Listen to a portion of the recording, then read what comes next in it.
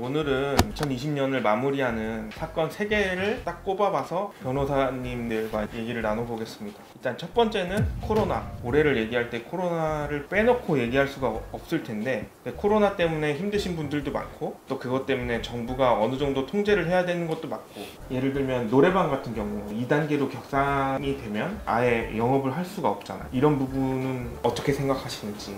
코로나의 확산 단계가 높아질수록 방역 단계를 높이고 있는데 국민의 생명과 신체 안전을 보장한다라는 이유겠죠. 제한을 당연히 할 수는 있거든요. 그러면 그 실제 제한을 당하는 사람들은 또 어떻게 구제를 해줘야 되나, 여기에 관한 문제가 또 다음 단계로 나올 것 같습니다.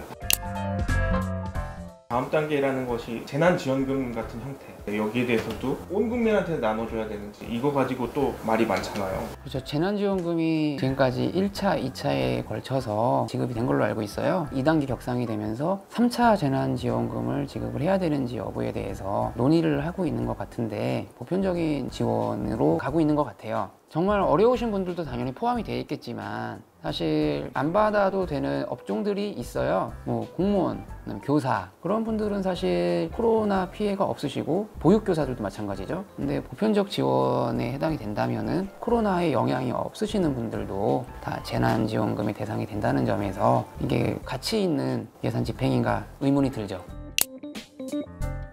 그러니까 선별적 지원이 머릿속으로 생각하면 맞다고는 생각하는데 제도적으로는 힘든 점이 있다는. 네, 사실 선별 지원이라고 하면은 코로나 이전과 이후 그 부분은 경제적인 매출 감소라든지 이익 감소라는 부분을 정확하게 산정을 할 수가 있어야 되는데 시스템상 정확하게 산정을 해서 배분을 하기까지는 부족한 점이 너무 많아요. 결국엔 누구한테 지급을 할 거냐, 얼마를 지급할 거냐를 선별하는 작업에 들어가는 시간과 비용이 너무 많이 들기 때문에 2달, 3달 끌어버리면은 적시성 측면에서 부족한 점이 많다고 판단했던 것 같아요. 이 코로나 문제가 2020년으로 그냥 끝날 문제면은 해프닝으로 되겠지만 전 국가적인 재난이 일어날지도 모르잖아요. 그거를 대비해서 미리미리 논의들을 한번 진행해 보는 것도 충분히 의미 있지 않을까 생각이 듭니다.